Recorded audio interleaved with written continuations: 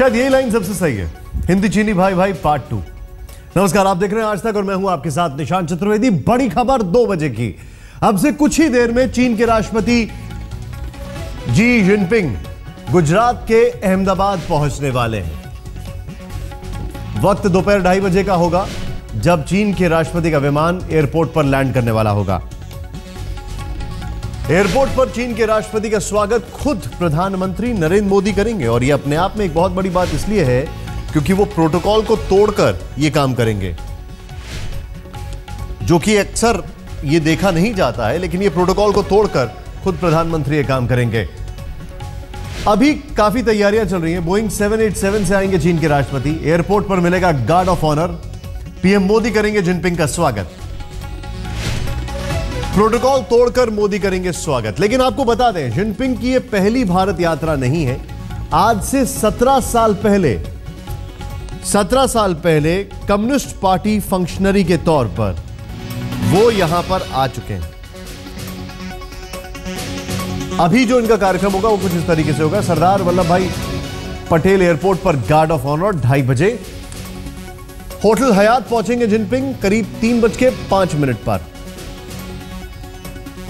PM Narendra Modi करेंगे स्वागत hotel Hyatt में, जो कि अपने आप में एक प्रोटोकॉल के हटकर होगा। अहमदाबाद नगर निगम और चीन के बीच साबरमती आश्रम पहुंचेंगे जिनपिंग करीब 5:08 पर। काफी व्यस्त दौरा होगा आज।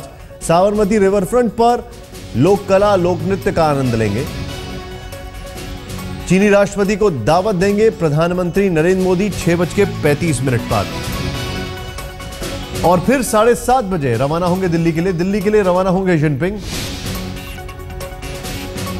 अशोक सिंघल हमारे वरिष्ठ सहयोगी इस वक्त हमारे साथ हैं गुजरात से। सबसे पहले वहां पर चलते हैं।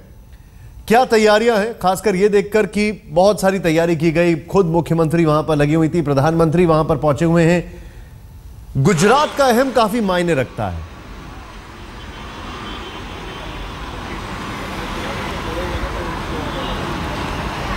बिल्कुल निशांत, पिछले कई दिनों से खूब तैयारियां हैं।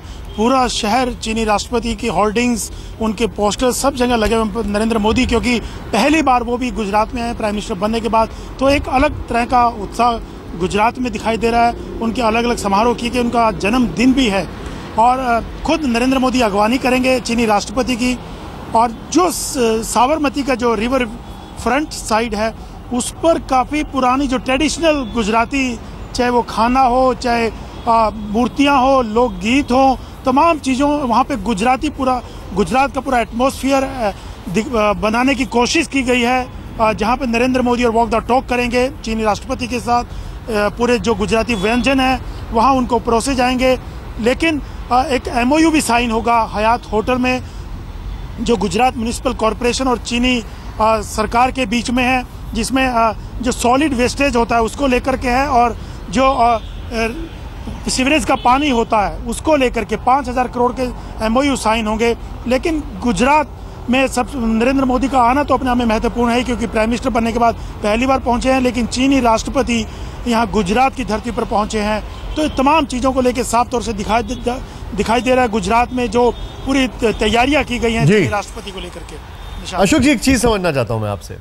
ये जो कुछ भी हो रहा है इसमें कहीं ना कहीं वो इंस्पिरेशन जापान की यात्रा की नहीं दिखाती है? क्यों? क्योंकि जब प्रधानमंत्री गए तो सबसे पहले क्योटो गए। क्योटो में बकायदा जापान के प्रधानमंत्री ने प्रोटोकॉल तोड़कर भारत के प्रधानमंत्री का स्वागत किया। वहां पे भी कई सारी चीजों को कैनवस के तौर पर दिखाया गया, जैसे गुजरात को दिखाया जा रहा है। इसकी इंस्पिरेशन कहीं ना कहीं वहां से नहीं आती दिखाई दे रही है। देखिए, माहौल बना है, इसमें कोई दो राय नहीं है निशांत। जिस ढंग से सार्क नेताओं को शपथ समारोह में बुलाया गया था, उसके बाद मोदी नेपाल जाते हैं, उसके बाद जापान जाते हैं, जो एक इंटरनेशनल कम्युनिटी जो इंटरनेशनल लीडर्स हैं अलग अलग कंट्रीज़ में, एक माहौल बन रहा है नरेंद्र मोदी को लेकर के। हालांकि नरेंद्र मोदी ने कल इस बात का जिक्र किया कि वो नरेंद्र मोदी की वजह से चीनी राष्ट्रपति यहाँ नहीं आ रहे हैं, बल्कि 125 करोड़ जनता ने, लोगों ने जो उनको समर्थन दिया है, जो बहुमत मिला है पहली बार, उसको देखते हुए चीनी राष्ट्रपति यहाँ पे आ रहे हैं। नरेंद्र मोदी वजह नहीं है, लेकिन कहीं ना कहीं एक नजरिया बदला है, एक माहौल बदला है भारत को लेकर के। जो एनडीए गवर्नमेंट आई है और आप जो बता रहे हैं यहाँ पर नजरिया बदला, समर्थन मिला है ये जो बदला नजरिया है, इसके पीछे की एक बड़ी वजह क्या हो सकती है? इसके पीछे की एक बड़ी वजह ये नहीं है कि भारत से आने वाले समय में कैसे रिश्ते होंगे, क्योंकि भारत और चीन का जो बिजनेस पार्टनरशिप है वो आपको बता दें बहुत ज्यादा है, बहुत ज्यादा है। मतलब आप अनुमान के तौर पर अगर आपको बता दें, दोनों देशों के बीच में करीब 66 बिलियन डॉलर्स का ट्रेड होता है। लेकिन इसकी सबसे बड़ी वजह यह है कि आज की तारीख में भारत में एक स्थिर सरकार है जो कि अपने आप सोचती है और अपने आप फैसले लेती है। चीनी राष्ट्रपति के 3 दिन के भारत दौरे में रिश्तों का नया अध्याय लिखे जाने की उम्मीद है। संकेत ऐसे हैं कि इस दौरान चीन भारतीय रेलवे को आधुनिक बनाने पर कई करार कर सकता है। भौगोलिक रूप में बहुत ही महत्वपूर्ण है और धार्मिक रूप में हमारी आस्थाओं से जुड़ा हुआ है। तो एक संकेत तो स्पष्ट दिया गया है कि हम लोग चाहेंगे कि जहां तक हो सके चाइना और हिंदुस्तान के जो वाणिज्य संबंध हैं, आर्थिक संबंध हैं, वो सांस्कृतिक और राजनीतिक तौर पे भी ताकतवर बने।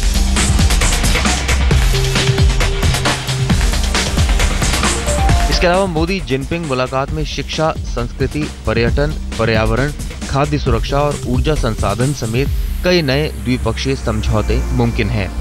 आज की तारीख में भारत में चीन का निवेश सिर्फ $500 मिलियन है। तुलना में म्यांमार जैसे देश में चीन ने 4 गुना अधिक निवेश किया है। सबकी निगाहें निवेश बढ़ने पर भी हैं।